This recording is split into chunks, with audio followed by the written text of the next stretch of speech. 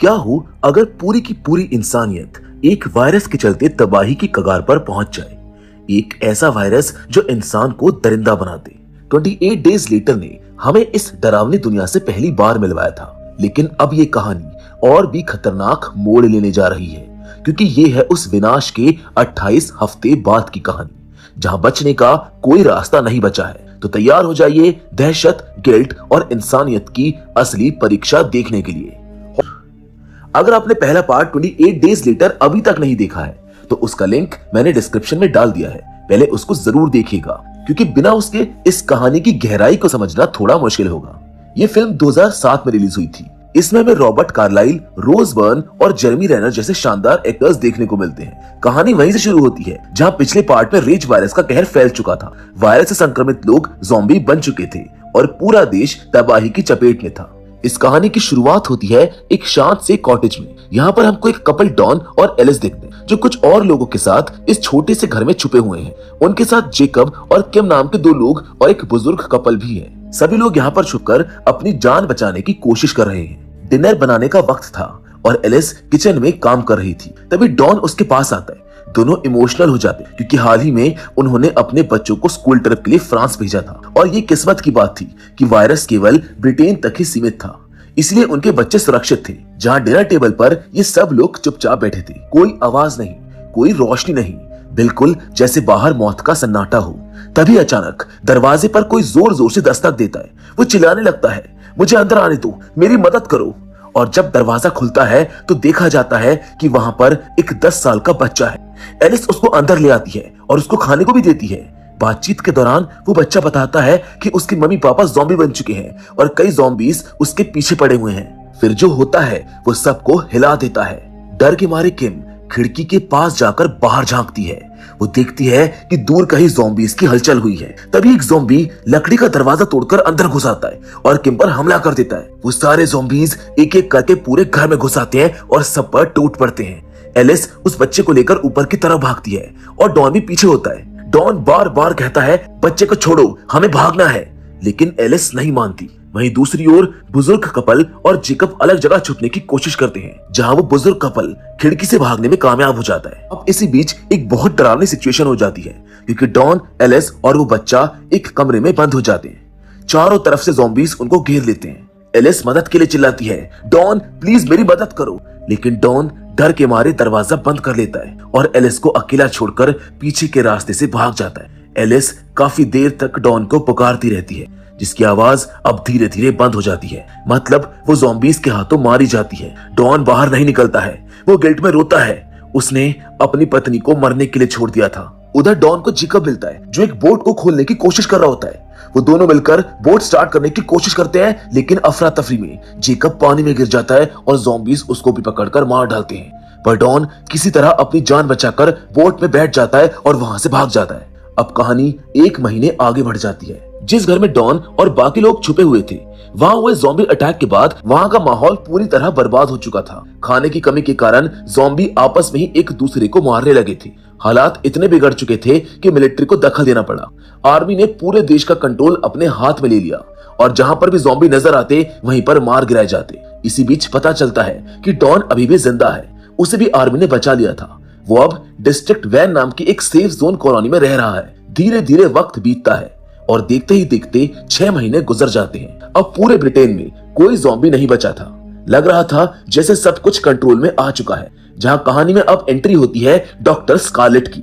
वो एक साइंटिस्ट है जो वायरस पर रिसर्च करने के लिए इस सेफ जोन में आती है। आर्मी की देखरेख में एक स्पेशल प्रोग्राम चलाया जा रहा होता है, जिसमें उन ब्रिटिश नागरिकों को वापस लाया जा रहा होता है जो महामारी के वक्त दूसरे देशों में फंसे हुए थे, लेकिन उन्हें केवल डिस्ट्रिक्ट वैन के अंदर ही रहना था, वो भी आर्मी की निगरानी में। इसी दौरान डॉन के बच्चे एंडी और टॉमी जो फ्रांस में थे वो भी वापस लौट आते हैं। बच्चों को देखकर डॉक्टर स्कारलेट थोड़ी चिंता में पड़ जाती है। उसको डर होता है कि इतने सालों में इन मासूम बच्चों ने जो कुछ झेला उसका असर इन पर कैसे पड़ेगा। जब वो एंडी से बात करती है तो देखती है कि उसकी दोनों आंखों का रंग अलग है। पूछने पर एंडी बताता है कि उसकी माँ एलिस की आंखें भी ऐसी ही थी। ये सुनते ही डॉक्टर स्कारलेट सतर्क हो जाती है, क्योंकि उसको ऐसा लगता है कि शायद एलिस के अंदर इस वायरस से लड़ने वाले कुछ खास जीन्स थे जो अब एंडी में भी हो सकते हैं। डॉन जो प्रशासन का हिस्सा बन चुका है और डिस्ट्रिक्ट वैन में एक पावरफुल पोस्ट पर है, खुद अपने बच्चों को रिसीव करता है और उन्हें अपने पेंट हाउस में लेकर जाता है। वहां पर वो एलिस की मौत के बारे में बताता है, लेकिन ये बात छुपा लेता है कि उसने एलिस को ज़ॉम्बीज के बीच में अकेला छोड़ दिया था।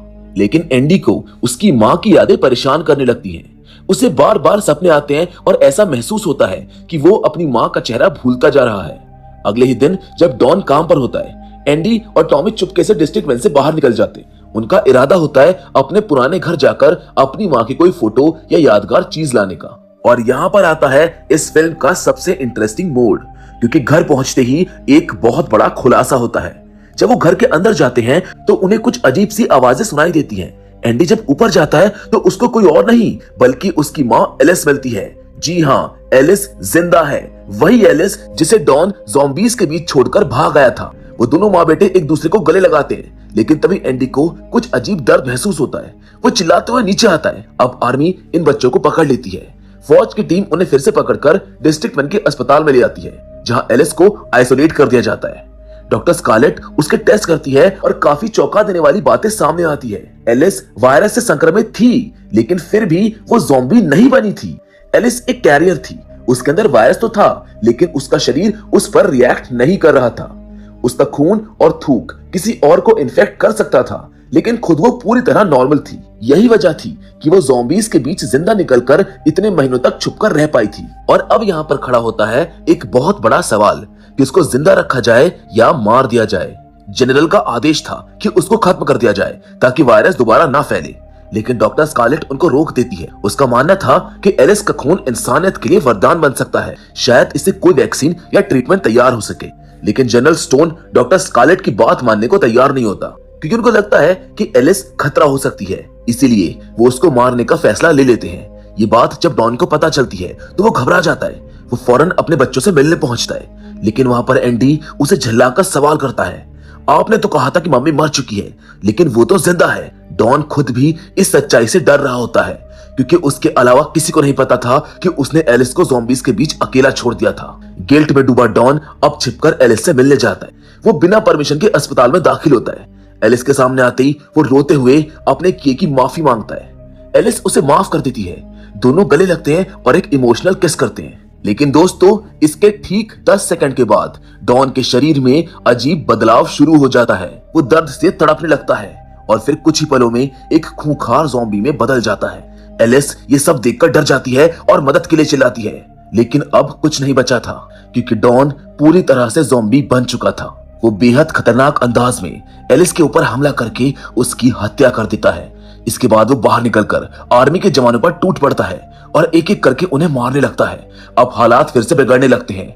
डॉक्टर स्कारलेट बच्चों और बाकी सिविलियंस को लेकर वहां से भागने लगती है। जनरल स्टोन कोड रेड जारी कर देता है, जिसमें सभी आम नागरिकों को एक बड़े से रूम में लॉक कर दिया जाता है। इस अफरा तफरी में एंडी स्कारलेट से बिछड़ जाता है और अकेले उसी रूम में फंस जाता है। वही स्कारलेट टॉमी को लेकर दूसरी जगह छुप जाती है। डॉन अब पूरी तरह अनकंट्रोलेबल हो चुका था।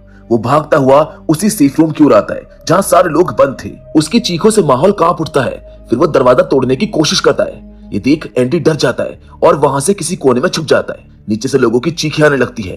डॉन अब लोगों को मार रहा था और उन्हें इन्फेक्ट कर रहा था। जो लोग जिंदा बचे थे वो डर के मारे बाहर भागने लगते हैं। अब ज़ॉम्बीज की तादाद फिर से बढ़ने लगती है। स्नाइपर्स को अलर्ट कर दिया जाता है, लेकिन वो समझ नहीं पाते कि कौन सिविलियन है और कौन इन्फेक्टेड। इसलिए ऑर्डर आता है कि जो भी दिखे सबको शूट कर दो। ये सुनकर सार्जेंट डॉयल को बहुत बुरा लगता है, क्योंकि उसका काम लोगों की रक्षा करना था, ना कि उन्हें मारना। तभी डॉयल को एंडी दिखता है। वो तुरंत उसको बचाने के लिए फायर करता है। डॉयल अपनी ड्यूटी छोड़कर नीचे जाता है और एक सीक्रेट रूम में जाकर एंडी, टेमी और स्कारलेट को ढूंढता है। वहां पर एक बुजुर्ग औरत भी होती है जो बाहर के हालात देखकर हैरान रह जाती है। स्कारलेट उसको बताती है कि ये कोड रेड का तीसरा और आखिरी फेज है। अगर पहले 2 स्टेप्स फेल हो जाए तो सबको मार देना ही आखिरी रास्ता होता है। डॉयल कहता है कि यहाँ रुकना जानलेवा है। वो सबको वहां से निकालने की कोशिश करता है, लेकिन रास्ते में फायरिंग शुरू हो जाती है। उस दौरान वो बुजुर्ग औरत मारी जाती है।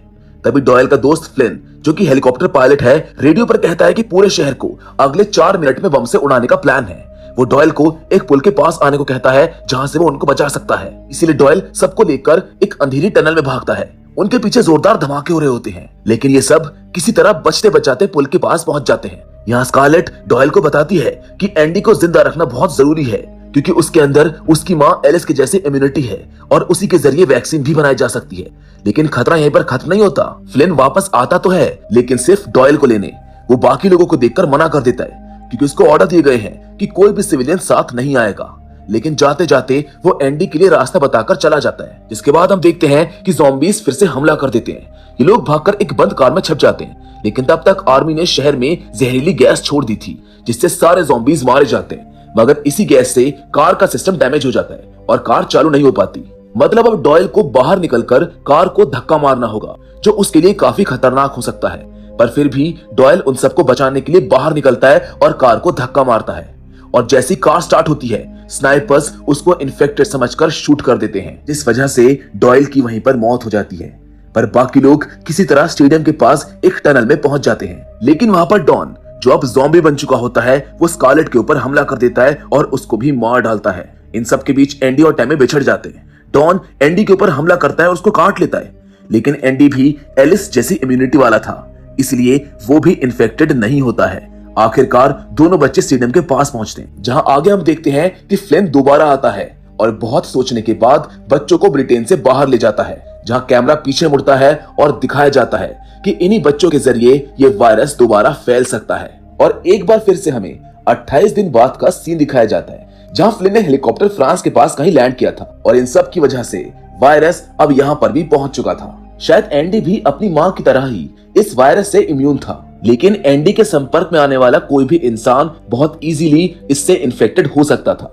और हो सकता है आगे चलकर एंडी की वजह से फ्रांस के अंदर भी ये वायरस काफी इजी तरीके से फैल जाएगा। जहां रेडियो पर हमें एक फ्रेंच आदमी की आवाज भी सुनाई देती है जो मदद के लिए पुकार रहा होता है। लेकिन सबसे चौंकाने वाली बात यह होती है कि यूके और बाकी यूरोपियन देशों के बीच जो ट्रेन टनल है, वहां से अब कई सारे ज़ॉम्बी फ्रांस की ओर बढ़ते नजर आ रहे हैं। और यही टनल अब वायरस के यूरोप में फैलने का रास्ता बन जाती है और धीरे धीरे पूरा यूरोप इस महामारी की चपेट में आने लगता है। और यहीं पर इस फिल्म का एंड हो जाता है, जहां एंडी और टैमी के साथ आगे क्या हुआ ये कोई नहीं जानता। तो दोस्तों, ये थी 28 वीक्स लेटर की पूरी कहानी। एक ऐसी जंग जो इंसानियत, गिल्ट और उम्मीद के बीच लड़ी गई। कभी कभी वायरस से लड़ना उतना मुश्किल नहीं होता जितना अपने अंदर के डर और पछतावे से होता है। अगर आपको इस कहानी ने थोड़ा सा भी सोचने पर मजबूर किया हो या फिर दिल को छू गई हो, तो नीचे कमेंट जरूर लिखिएगा, ताकि मुझको पता चले कि आप उन लोगों में से हैं जो इस सफर के आखिर तक हमारे साथ रहे। आपके कमेंट्स और प्यार से ही हम ऐसे बेहतरीन वीडियोस लाते रहते हैं। और हाँ, एक और बड़ा अपडेट ये है कि इसका अगला पार्ट, जिसका नाम है 28 इयर्स लेटर, बहुत जल्द रिलीज होने वाला है। और आप निश्चिंत रहिए, क्योंकि हम आपके लिए उसको भी कवर करेंगे, जहां फाइनली हमें ये पता चलेगा कि 28 साल बाद आखिरकार इस दुनिया का क्या हाल है। क्या एंडी के जरिए कोई वैक्सीन डेवलप की गई या फिर सारे लोग ज़ॉम्बीज में बदल गए? इन सारे सवालों के जवाब हमें इसके नेक्स्ट पार्ट में जरूर मिलेंगे। पर फिलहाल आज के इस वीडियो में बस इतना ही। मैं उम्मीद करता हूं कि 28 वीक्स लेटर की कहानी आपको पसंद आई होगी। So with all that said, मिलेंगे आपसे एक और नई इंटरेस्टिंग कहानी के साथ। पर तब तक के लिए धन्यवाद।